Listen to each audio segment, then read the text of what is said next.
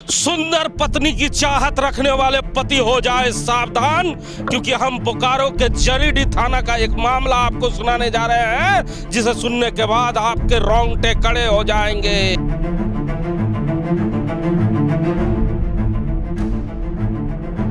जी हाँ, पत्नी द्वारा एक ऐसे घटना को अंजाम दिया जाना जिससे बोकारो जिला शर्मसार हो रहा है।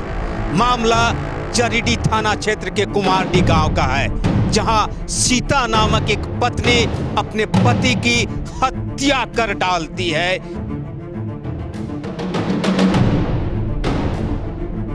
इस घटना को अंजाम देने के बाद सीता पहुंचती है धनबाद, अपने देवर को सारी घटना बताती है और कहती है कि पति लड़ाई के बाद अचानक गायब हो गए हैं, घर नहीं आते हैं। उनके देवर बोकारो पहुंचते हैं और लंबी छानबीन के बाद जब उन्हें कुछ नहीं हाथ लगता है तो वो जरीडीह थाना पहुंचते हैं। सीता को साथ लेकर पहुंचते हैं और जरीडीह थाना प्रभारी को सारी बातें बताते हैं। लेकिन जरीडीह थाना प्रभारी ललन रविदास की तेज तरार निगाहें सीता को पहचान लेती है और सीता पे पहले दिन से ही ललन रविदास की नजर बनी हुई रहती है।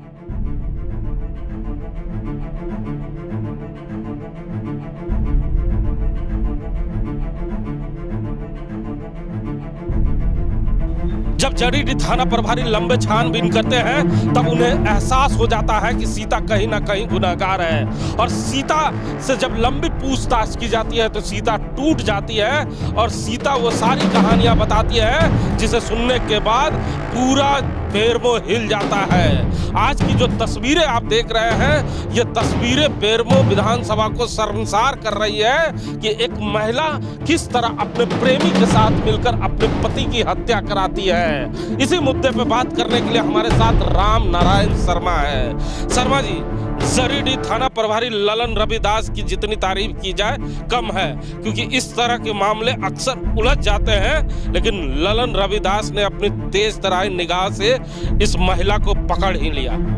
जी, ऐसे मामले में अक्सर, और जिस तरह से ये जो सीता देवी है पत्नी उनकी जो है लगातार इस मामले को डाइवर्ट करने की कोशिश भी कर रही थी कि वो गायब हो गए हैं, मिल नहीं रहे हैं और काफी दुखियारी बनी हुई है, वो सारा बात बताती है। मामला क्या शुरू से हमारे दर्शक उसी का बात कर रहा हूँ। जब वो बताती है उसके बाद आप समझते हैं कि पुलिस की एक जो छानबीन का तरीका होता है, और तेज तरार युवा एक थानेदार जब किसी थाना में पहुंचता है तो उन्हें सीडीआर को सबसे पहले वो देखते हैं और उसके बाद उन्हें कुछ भनक लगती है, और इस भनक के बाद वो अगल बगल के लोगों से पूछताछ करने के लिए जरीडीह थाना क्षेत्र के कुमारडीह गांव, जहां का ये मामला है, वहां पहुंचते हैं। और कुमारडीह गांव पहुंचने के बाद एक एक कर उनके सामने कई परत खुलती है। मैं सबसे पहले इस पूरे मामले की विस्तार से जानकारी बता दूं। सीता देवी उसी जरीडीह थाना क्षेत्र के कुमारडीह गांव की रहने वाली है, जिनकी उमाशंकर राय से शादी हुई होती है।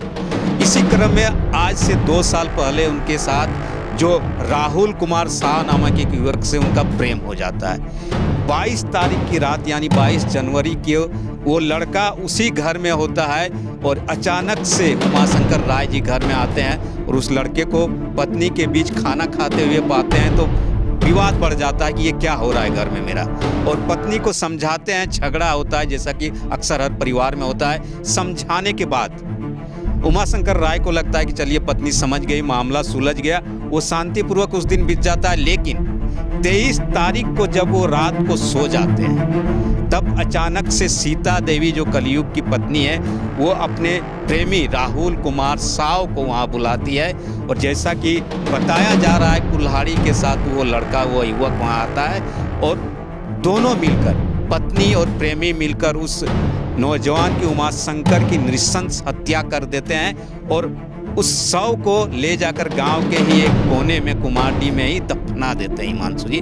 और दफना देने के बाद ये 23 तारीख के ये घटना को अंजाम देते हैं। उसके बाद 27 तारीख को जो उमाशंकर की पत्नी सीता देवी वो धनबाद अपने देवर के पास पहुंचती है और देवर को बताती है कि पति इतने दिनों से गायब है, 25 तारीख से मेरे पति गायब हैं, आ नहीं रहे हैं, कहाँ गए हैं मुझे कुछ पता नहीं चल रहा है। तब छोटा भाई बोकारो पहुंचता है, कुमारडी पहुंचता है, अगल बगल के लोगों से पूछताछ करता है, कुछ भी पता नहीं चलता है। तब अपनी जो भाभी है उसको लेकर जरीडी थाना पहुंच जाता है और जरीडी थाना में सनहा दर्ज करने के बाद जो थानेदार साहब है ललन रविदास तुरंत इस मामले को संज्ञान में लेते हैं और गंभीरतापूर्वक जैसे ही वो सीडीआर को देखते हैं उन्हें कुछ शक होने लगता है। उसी शक के आधार पर जब वो गांव में पहुंचते हैं तो गांव के लोगों को खामोशी से पूछताछ करने के बाद उनके देवर से भी वो बात करते हैं और इसमें उनको कहीं ना कहीं ये भनक लगती है कि पूरे घटना को ये जो सीधी सादी बनी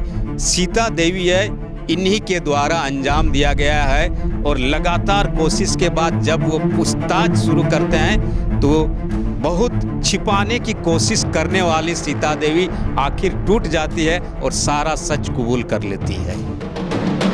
ये वो सीता नहीं है, नहीं, बिल्कुल कलयुग की सीता है। और कलयुग की सीता सिर्फ नाम रहने से बिल्कुल भरोसा मत कीजिए आज की पत्नी का कि सीता नाम हो गया या पति का राम नाम हो गया तो वो बिल्कुल उस दौर के उस जमाने के देवता तुल्य लोग होंगे।